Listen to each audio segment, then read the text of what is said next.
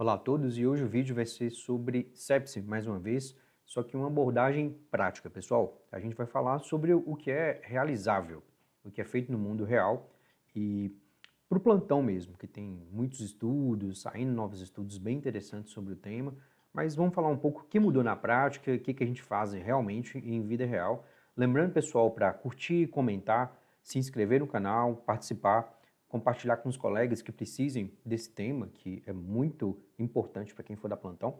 E vamos lá, sem mais delongas. Isso aqui é uma breve resumo de minha formação e atuação profissional. E vamos lá, sem mais delongas. Então, assim, para a gente que está de plantão, trabalha com isso, a gente tem uma luta, uma guerra, né, contra a sepse. Uma das principais causas de mortalidade intra-hospitalar, e comumente a gente luta contra isso durante o plantão para tentar salvar a vida de nossos pacientes. E vamos lá, então aqui eu vou pegar tudo que tem de informação, de novos estudos científicos, de conhecimento sobre isso, novos ou antigos, e organizar, pessoal, porque fica tudo muito confuso. Para quem não trabalha e mexe com isso todo dia, não consegue filtrar bem qual a informação que é aplicável, que eu tenho que saber em vida real, que eu tenho que prescrever ou pedir de exames, e qual informação é mais para nível de estudo, mais para nível de pesquisa, tá? Então, vamos organizar as informações e é isso que esse vídeo, essa aula tem de objetivo, tá? Então, pegar informação e transformar em conhecimento. Esse tanto de informação solta que vocês têm sobre sepse, choque séptico, e transformar em um checklist, em uma forma prática de você conseguir dar o plantão, tá?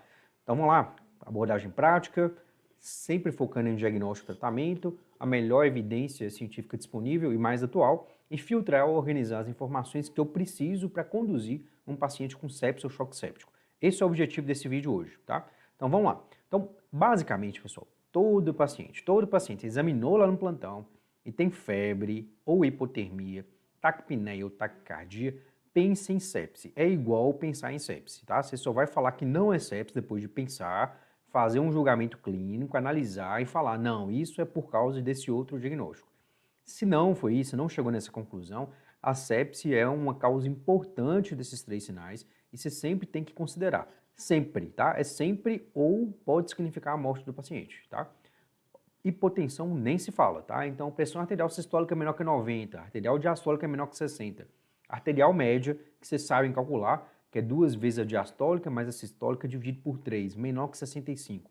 Uma redução da pressão basal em 40 mm de Hg, vamos supor, o paciente está lá em várias medidas com pressão de 180, 170, 180, 160 de sistólica, por vários dias seguidos, e de repente está 110, isso é uma hipotensão relativa, então redução de 40. O paciente pode abrir uma sepse manifestando dessa forma. Você acha que a pressão sistólica está normal 110 e não estava, porque você não fez nada de 180, 170 de sistólica, saiu para 110. Alguma coisa errada tem nisso.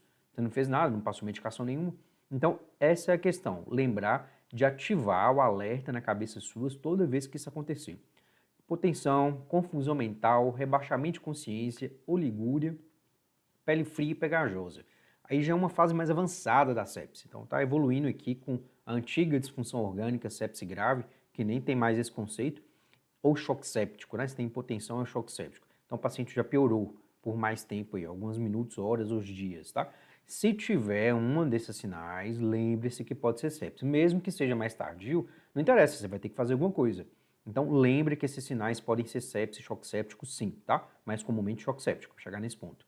E vai procurar, gente, claro, por sinais e sintomas de focos infecciosos que são causadores da sepse ou choque séptico, tá? Então, se for pneumonia, o paciente vai ter na anamnese físico a queixa de tosse produtiva e ou dor torácica ventilatória dependente e ou dispneia e febre, tá? Pelo menos um desses sinais o paciente com pneumonia vai ter, quase sempre, tá? Aí você pensa em pneumonia, se tem aqueles sinais, é uma sepse por foco pulmonar. Pielonefrite, febre, calafrio e ou dor lombar, ou disúria, tá? Então, se tiver um ou mais desses sintomas, a pielonefrite sim, é possível acontecer, causadora da sepse ou choque séptico. Rubor, calor local, eritema e febre, pensa sempre em erisipela celulite, o paciente com aqueles sinais vai fechar o diagnóstico de sepse. Foco abdominal, o paciente tem um abdômen agudo, então chega a poucos dias ou horas de evolução, em geral dias. Com febre, distensão abdominal, vômitos e dor abdominal, pode ter um foco infeccioso no abdômen e você tem que tratar como sepse ou choque séptico se tiver aqueles sinais dos slides anteriores, tá bom? feridas infectadas. Aí não tem muita dúvida. Você examina o paciente, faz uma inspeção breve e vê pé diabético, úlcera de pressão, escara, infecção de ferida operatória, cheio de pus lá na cirurgia recente que fez, doença arterial obstrutiva periférica, aquele pé azul lá necrosado, com secreção, você pensa sim em uma sepse de foco cutâneo, tá? Muito comum. Então é isso. Além disso, pessoal, o que vai ativar também o alerta na cabeça sua a respeito de sepse e choque séptico? Leucocitose maior que 12.000, leucopenia menor que 4.000, bastonetes mais que 10% e trombocitopenia, plaquetas menores do que 100.000. Então, ativa. Se você vê um sinal desse no hemograma, por acaso, você nem estava pensando em sepse, aí por acaso chega um hemograma com uma dessas alterações, analisa aquele paciente e vê se ele não está séptico, que tem uma chance de ser, tá? E se deixar passar batido, infelizmente, decreta muitas vezes a morte do paciente, tá? Gasometria arterial, você recebe um gaso, está com PO2 menor que 60, pH menor que 7,35, uma acidose, bicarbonato menor que 22, lactato maior que 2 milimol por litro, pensar que sepse é uma das principais causadoras dessas alterações de gasometria, tá? Então ativa também um alerta na cabeça sua se tiver uma dessas alterações em gasometria arterial, tá? Hiperglicemia, paciente não diabético fazendo mais que 140, 180, 200 de glicemia. Ou diabético estava com a pressão, estava com glicemia 200, 180, 200, 180, de repente está 350, 400, do nada, o mesmo nível de insulina ou de medicação hipoglicemiante e começa a fazer essas hiperglicemias. Pense em sepsis. PCR aumentada, creatinina piora, tá lá 0,5, 0,5, de repente vai 1,5, 2. Uma das causas é sepsis, de longe. RNA larga, PTTA também, bilirrubina total começa a aumentar, em geral mais que 4 de bilirrubina total. Então a gente pensa em sepsis, é um sinal. Claro, gente, muitas outras coisas podem levar a essas alterações de exames laboratoriais, mas você tem que pensar obrigatoriamente em sepsis, porque mata em horas, em poucos dias, tá? Então, se vem uma ou mais dessas alterações, sempre pense em sepsis, avalia. Você só vai ficar tranquilo, talvez não totalmente, quando você descartar. Não, a anamnese exame físico desse paciente não é compatível com sepsis ou choque séptico. Então, essa bilirrubina aqui está aumentada por outro motivo. Essa creatinina está aumentada por outro motivo. Esse é o julgamento clínico vai te falar isso. Agora que você é obrigado a pensar na alteração de um ou mais desses exames, em sepse, pensar em sepse, é sim, tá? Tem que pensar. Então é isso aqui que eu falei. Hiperglicemia maior que 140, PCR maior que 6, elevação de creatinina mais 0,5, tá 1,0, 1,017, vem 2, 1,5, 1,6, aumentou em 0,5, RNI maior que 1,5 do nada, PTTA maior que 60 segundos do nada também, sem uma alteração que justifique, outra alteração, bilirrubina maior que 4, tá? Isso. Aí, pessoal, então, o conceito é isso que eu tenho que colocar na cabeça suas. Então, aqueles sinais, sintomas e exames laboratoriais, a gente tem que pensar em sepse e choque séptico.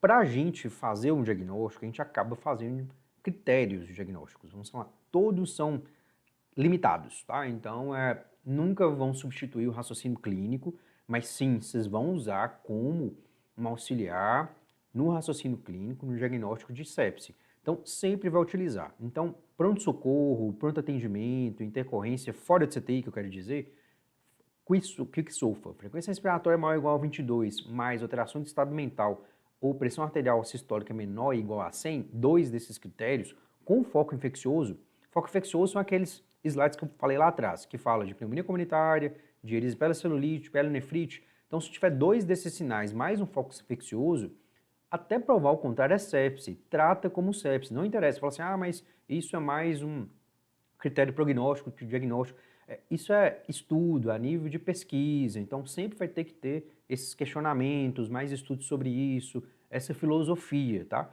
Vida real, plantão tem foco infeccioso, que são aqueles que eu falei, e preenchem dois desses três critérios, é igual a sepse, você vai tratar, pronto e acabou, tá? No CTI, ou num lugar que você tem acesso a exames laboratoriais de forma rápida, quase instantânea, em meio de meia hora, uma hora, você tem esses resultados, você vai usar isso aqui, gasometria, para calcular PO2 e FO2, plaqueta, bilirrubina, tá? Isso aqui você que vai fazer a conta, né, de quanto de aminas e inotrópicos estão usando. Glasgow, e você vai medir creatinina. Se aumentar em 2 do basal, sulfa, mais um foco infeccioso, a gente considera sepse. Mas é mais para CTI, e um CTI que tem exames laboratoriais que saem em meia hora, tá? Aí você consegue fazer isso aqui, tá? Fora disso, pessoal, é quick-sulfa mesmo. Você vai usar o quick-sulfa para a maioria dos pacientes, sulfa se você tiver essa disponibilidade e se tiver no CTI, tá? E agora, mais recente, o NIOS, tá? O NIOS também tem uma certa dificuldade prática, porque ele vai dividir em risco leve, moderado, severo, quanto maior o NIOS, tá? Então, você vai colocar esses parâmetros aqui, que é a frequência respiratória, saturação de oxigênio, uso de O2, temperatura, pressão arterial, frequência cardíaca e nível de consciência, e medir o NIOS, tá? Aí você vai falar se pode ser sepse ou não, tá? Considere pouco prático, menos que o QuickSolve, que é o mais fácil. Mas você pode utilizar sim, você tem um celular lá e coloca rapidamente esses parâmetros fisiológicos e você vai ter esse resultado de NIOS. Alto risco, mais foco infeccioso, é igual a sepse, tá?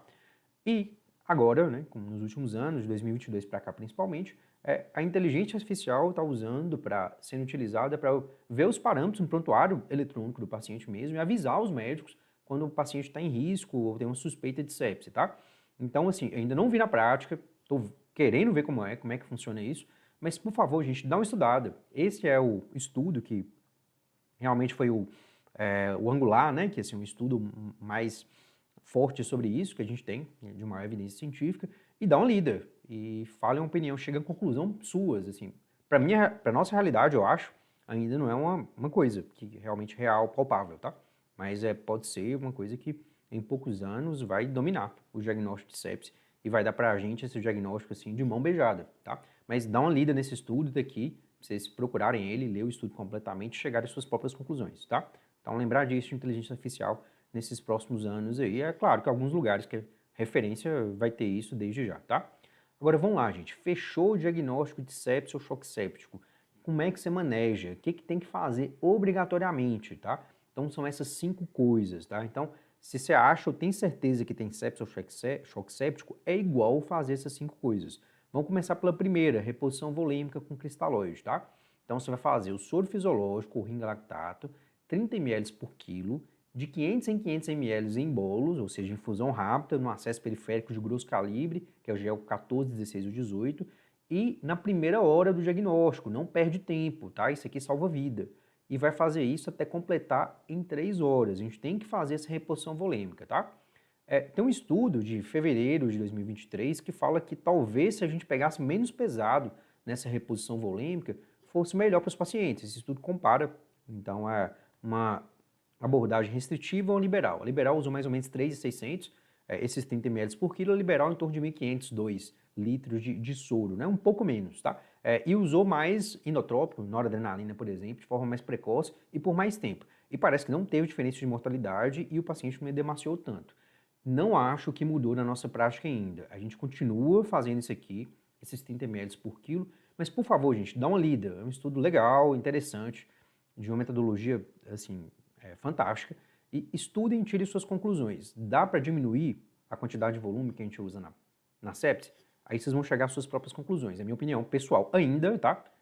Nesse maio de 2023, é que a gente vai continuar fazendo esses 30 ml por quilo, tá? A gente não tem uma evidência ainda para um impacto suficiente para mudar a minha conduta, não na minha opinião, mas dá uma lida nesse estudo e cheguem às suas próprias conclusões, tá? Então é isso. Fez reposição volêmica? Ótimo, foi a primeira coisa. Em seguida, você vai fazer vasopressor e amina, que o paciente tem instável, tá? Então, qual seria a primeira? Nos pacientes que não respondem a volume, você correu 500, mais 500, mais 500 de soro fisiológico ring lactato e a pressão continua baixa. E se o paciente fez uma edema pulmonar, toda vez que você faz 500 ml de cristalóide, você ausculta o paciente. Você fez 500, ótimo. Fez mais 500, começou a crepitar, para por aí. Então, esses 30 ml por quilo, que chega mais ou menos a 2 a 5 litros, num paciente peso médio adulto, você não faz. Se você fez 500 ou 1.000 e começou a crepitar, é sinal de edema pulmonar. Ou um raio-x, mas aí demora mais. É que toda vez que você faz 500, você ausculta, tá? Se fez um edema pulmonar, com qualquer quantidade de soro, ou 500, ou 1.000, 1.500, você para por aí, inicia noradrenalina, tá? Ou então, fez 500, mais 500, mais 500, você fez 2, 3 vezes e não melhorou nada da pressão, tudo bem que não fez edema, não começou a crepitar, mas faça a noradrenalina até para estabilizar o paciente, senão ele pode parar, tá? Até você fazer o volume todo, ele está irresponsivo, ele vai parar. Então, noradrenalina, primeira escolha. Segunda escolha, vasopressina. E se você achar ou tiver certeza que o débito cardíaco é baixo, por algum motivo, ou na história clínica, ou no eco, ou ultrassom eleito que você faz, você acha que o débito cardíaco está baixo, dobutamina associada. Mas vamos lá, vamos na primeira, noradrenalina. A dose é 0,05 a 2 microgramas por quilo por minuto. Pessoal, mas não adianta, se você colocar isso aqui na prescrição não vai sair nada. Você tem que pegar assim, noradrenalina, 4 ampolas, diluir 234 ml de soro glicosado isotônico ou fisiológico endovenoso na bica a 10 ml hora, inicialmente no acesso periférico, que é o que você tem, depois que você pegar o central, paciente estável, você passa para o central. E vai ajustando a dose a cada 3 a 5 minutos, aumenta para 20, 30, 40, até o paciente tiver uma pressão arterial média maior que 65 e sistólica maior que 90, tá? Aí, esses 10 em 10 em 10 ml hora que eu falei, você vai chegando, sai de 0,05 até chegar a 2 microgramas por quilo por minuto, que corresponde ao dobro do peso em ml hora do paciente, tá? Qualquer dúvida nisso, pra vocês entenderem melhor, vai no vídeo lá que a gente fala de vasopressor inotrópico, vai no vídeo que fala só de noradrenalina, que eu vou explicar não os detalhes não importantes, mas tudo que você precisa saber para prescrever uma noradrenalina com segurança, tá? Com a indicação certa, a forma certa de prescrever. Se não respondeu a noradrenalina, eu vou prescrever, ou seja, é refratário, você está usando dose alta, na prática 40, 50 ml de nora, na teoria mais que 0,5 microgramas por quilo por minuto de nora, você tem que prescrever vasopressina, tá? A dose é 0,03 unidades por minuto de vasopressina. Mais uma vez, assim, se você colocar assim na prescrição, não vai sair nada. Você vai colocar assim, vasopressina, uma ampola, 99 ml de soro, Evenabig a 9 ml hora. Se você fizer a conta, é isso aqui. Então, essa diluição nessa infusão de 9 ml hora é igual a 0,03 unidades por minuto, tá? Simples assim. Então, tá usando dose alta de nora, 40, 50 ml hora de nora, naquela diluição padrão, pode acrescentar vasopressina, obrigatoriamente, tá? E se você achar que tem uma suspeita ou certeza de débito cardíaco baixo, acrescentem dobutamina. Então, a dose da dobutamina é 2 a 20 microgramas por quilo por minuto, a forma de prescrever é uma ampola em 230, Evenabig que é 10 ml hora, e vai ajustando conforme principalmente os parâmetros de perfusão tissular. É consciência, diurese e perfusão tissular periférica, tá? Menos pressão. Pressão você também pode colocar como resposta do buta, mas essa perfusão tecidual costuma ser melhor para avaliar o efeito da dobutamina, tá? Mais uma vez, para entender melhor as coisas importantes de prescrever dobuta, vai no vídeo lá de vasopressor inotrópico ou no vídeo só de dobutamina para vocês entenderem, tá bom? Agora vamos lá, já fez reposição volêmica, já fez vasopressor, vai para o próximo, tá? Que é coletar culturas. Então é obrigatório toda suspeita de sepse ou certeza, 2 hemoculturas em sítios diferentes, por punção, tá? Se tiver suspeita de infecção urinária pele nefrite, urocultura. Se tiver suspeita de infecção em outros sítios, um abscesso, por exemplo, cultura desses sítios. Ou pode ser aspirado traqueal, ou pode ser aspirado de algum abscesso, por exemplo, tá? Coisas assim.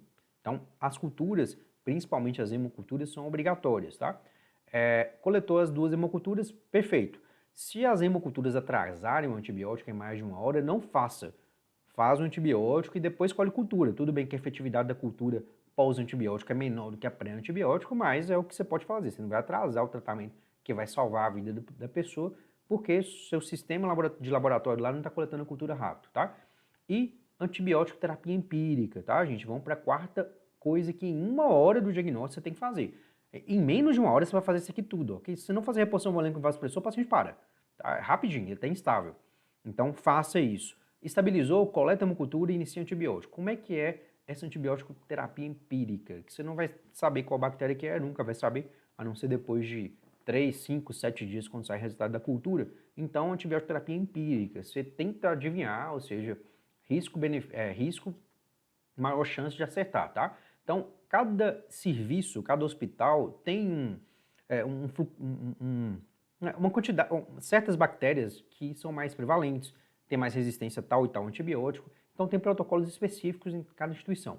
Se isso não tem, você vai nesse bom senso aqui, tá? Você vai olhar fator de risco para multiresistência, tá? Então, basicamente, se estava hospitalizado, estava internado nos últimos 3 meses, usou antibióticos nos últimos 3 meses, é imunossuprimido, não sei, tá lá, transplantado, usa corticoide em dose alta, qualquer coisa assim, institucionalizado, mora em asilo, por exemplo, ou faz hemodiálise ou quimioterapia, até provar o contrário, a bactéria pode ser multiresistente. Aí você vai pegar pesado, você entra com antibiótico de amplo espectro, em geral é meropenem, 1 grama, e vai fazer de 8 em 8 horas.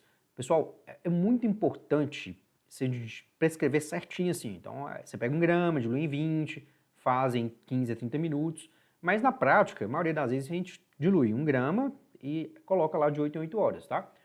Você só faz isso porque a equipe de enfermagem tem esse conhecimento dessa diluição, desse tempo de administração, tá?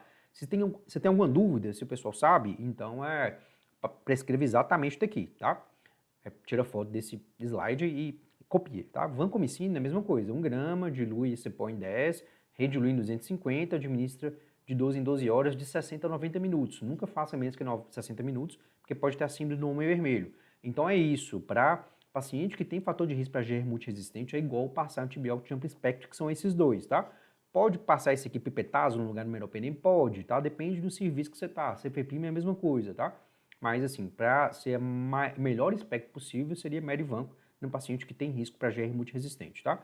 Nos pacientes sem fator de risco para GR multiresistente, com um desses principais focos, que a gente até adiantou nos slides anteriores, vocês vão passar o seguinte esquema de antibiótico, tá? Então, para pneumonia comunitária, sem fator de risco para GR multiresistente, o paciente vai ter lá tosse positiva, dor torácica, leucocitose, raio-x com opacidade, mais sepse, choque séptico, é igual ceftriaxona, 1 grama de 12 em 12, e a azitromicina, 500 mg de 24 em 24 horas. Gente, igual eu falei, se em geral a equipe de enfermagem tem o conhecimento de como dilui e quanto tempo faz, você só tem que colocar a posologia, quantos miligramas, de quanto em quantas horas, tá? Mas se você não tiver certeza disso, copia igualzinho aqui. Então, pneumonia comunitária, ceftriaxona e ácitro, tá? Pneumonia aspirativa, paciente com redução de nível de consciência, tipo um AVC, um TCE, uma crise convulsiva, episódio presenciado de broncoaspiração ou não, evolui com tosse, febre, desconforto respiratório, raio-x com opacidade, é igual o ceftriaxona e clinda, nessa dose que está colocando aqui. Tira foto do slide, memoriza ou tenha de rápido acesso para você tratar uma pneumonia aspirativa adequadamente, tá? Ainda mais se fizer septo, porque o tratamento tem que ser rápido, tá? Pielonefrite aguda, o paciente vai ter febre alta, calafrios, dor lombar e disúria. Aí pede urina rotina, tem piúria e flora bacteriana aumentada. Ultrassom de vias urinárias é interessante pedir também, tá? Ceftriaxona ou ciprofloxacina. Claro, gente, estou falando das pielonefrites que não tem fator de risco para GR multiresistente, que aí muda tudo. Aqui tem, aí você vai passar outra coisa. Se não tem fator de risco para GR multiresistente, é ceftriaxona ou cipro, tá? Ceftriaxona costuma ter mais sensibilidade, tem mais efetividade que cipro, que ultimamente quinolona está aumentando muito a resistência bacteriana, tá? Erisipela celulite, então tem lesões bolhosas, febre, eritema, rubor e calor, o diagnóstico é clínico, pode ou não ter necrose, você vai passar ceftriaxona mais oxacilina, tá? Nessa prescrição que vocês estão vendo aqui. Ceftriaxona 1 grama de 12 em 12, oxa 2 gramas, ou seja, 4 frascos 500, de 4 em 4 horas, tá? Então tem que prescrever certinho. E se for sepsis de foco abdominal, dor abdominal, febre, vômito, igual vocês já sabem, vocês vão passar ceftriaxona mais metronidazol, tá? E nos pacientes que têm infecção de ferida operatória, por exemplo, um imunossuprimido, você vai acrescentar ampicilina, tá? Para cobrir o enterococo. A dose de 2 gramas de 4 em 4 horas, ceftriaxona, metronidazol e ampicilina. Se não tem fator de risco para enterococo, é só ceftriaxona e metro, tá? Feridas infectadas, que correspondem a pé diabético, úlcera de pressão, que é a escara, doença vascular periférica, ferida operatória traumática. O diagnóstico é clínico, você vai ter um monte de secreção purulenta, eritema, aumento da dor da ferida dessas feridas. Aí você vai passar piperacilina e tazobactam, 4,5 gramas, EV de 8 em 8 horas. Só que o antibiótico mais caro, às vezes o CIH restringe mais o uso porque tem medo de resistência bacteriana, que é uma das melhores antibióticos que a gente tem. Aí você pode passar ceftriaxona para cobrir gram negativo, metronidazol para pegar anaeróbio e oxa para pegar estáfilo, gram positivo, tá? Então, resolveu isso aqui, reposição volêmica, vasopressor, coletor hemoculturas, antibiótico terapia empírica, que vocês já aprenderam. Você vai pegar um acesso central se a nória estiver em dose mais alta. Mais do que 10, 15 ml hora, pega um acesso central e passa tudo para central, tá? Toda infusão de volume, de reposição volêmica, principalmente de nória, tá? Agora, se não, a 10 ml hora está caindo, está tendendo a desmame, aí deixa no periférico mesmo, que provavelmente você vai tirar depois de poucas horas, tá? Então, acesso venoso central nessa situação. E depois disso, pessoal, então você fez isso, você fez essas 5 medidas que são as principais. Você vai correr atrás de 5 metas terapêuticas, tá? Que é uma pressão arterial média maior que 65, uma diurese maior que 0,5 ml por quilo por hora, tem quilo aqui, tá? Por quilo por hora, você vai ver lá na sonda vesical do paciente de demora. Você vai reduzir o lactato, a gente deveria medir o lactato 6 em 6 horas e ver que ele está caindo. Uma pressão venosa central que você mede através da veia central entre 8 e 12, e uma saturação venosa central que é só uma amostra de sangue do acesso central, subclave ou jugular, e olha se está maior que 70. Se estiver maior, beleza. Se estiver menor que 70, tem uma hipoperfusão tecidual. Então você vai correr atrás desses 5 objetivos, vamos chamar assim. Como é que eu faço isso? Como é que eu vou tentar pressão arterial média com 65, diurese mais que 0,5 ml por quilo por hora, reduzir lactato, pressão PVC entre 8 e 12, pressão venosa central entre 8 e 12, saturação venosa menor que 70, reposição volêmica. Então, deu 500 de volume, o paciente melhorou isso aqui, dá mais 500, dá mais 500, dá mais 500. Enquanto tiver melhora, você vai fazendo até alcançar esses objetivos, tá? Parou de responder, não está melhorando, reduzindo mais lactato, não está melhorando diurese, aí você pode parar com reposição volêmica, tá? Outra forma de melhorar essas 5 coisas seria num paciente que tem depressão miocárdica, você faz um eco lá, abre leito, point of care, você acha que tem um DEPA cardíaco menor ou tem um eco recente do paciente que ele tem uma fração de ejeção baixa, faça dobutamina, tá? Então, quando você prescreve dobutamina, você consegue melhorar esses 5 parâmetros sim. Nesse contexto, tem que ter depressão miocárdica. Se não tiver depressão miocárdica, ele não vai melhorar esses 5 parâmetros, tá? E por último, se a hemoglobina é menor que 7, quando você faz 300 ml de concentrado de hemácia, o paciente melhora esses 5 parâmetros também, tá? Pessoal, até existem parâmetros melhores, que a gente chama de parâmetros hemodinâmicos dinâmicos, tá? Como o delta-PP, manual de elevação de meio inferior, mas não é acessível, assim, não é muito interessante eu ficar falando uma aula que é a abordagem prática da sepse, que você não tem disponível, eu não vou ter delta-PP em todo lugar, não vai ter. Manual de elevação meio inferior, muito menos. Você vai ter que ter um instrumento para medir o débito cardíaco em tempo real. Poucos CTIs vão ter isso, tá? No hospital geral de pequena, média complexidade, não vai ter, tá? Então, esses são os parâmetros reais que a gente encontra em vida real e que você vai utilizar. Aí o pessoal vai falar assim, mas tem vários estudos que mostram que isso não reduziu mortalidade. Tudo bem, existem mesmo, tá? Parece que não reduz tanta mortalidade quanto se acreditava lá no início dos anos 2000. Mas não surgiu nenhuma outra conduta alternativa, então não tem nada de diferente para fazer nesses pacientes. Então continue fazendo, apesar da evidência não mostrar que tem tanta diferença na mortalidade. Faça, porque não tem algo alternativo, tá? Então é isso. Qual vai ser a terceira coisa que você vai, o terceiro escalão de medidas, vamos chamar assim. Depois que você conseguiu esses objetivos que a gente falou, primeiro aquelas 5 medidas, depois os 5 objetivos. Agora você vai se certificar que o paciente está com glicemia menor que 180, então faça glicemia capilar de 6 em 6 ou de 4 em 4 horas e as medidas necessárias para a glicemia ficar menor que 180.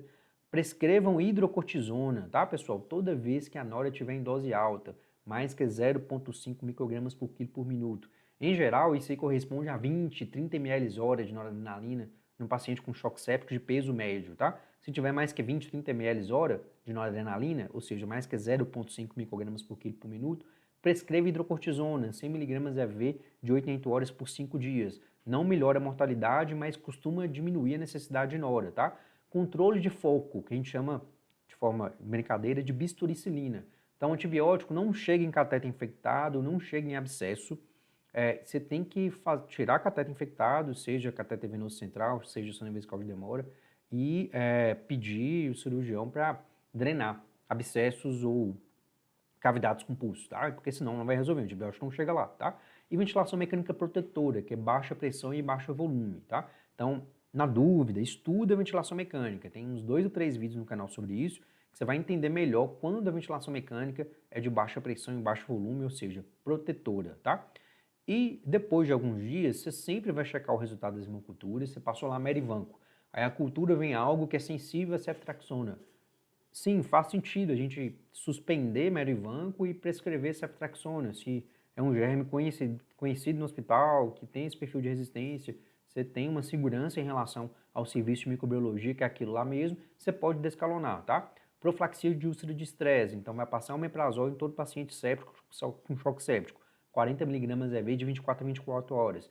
Profilaxia de tromboembolismo venoso, vai passar o liquemine, que é a parina, 0,25 ml subcutâneo de 8 em 8 e 12 em 12, ou a inoxaparina, que é o Clexane, 0,4 ml ou 40 mg subcutâneo de 24 a 24.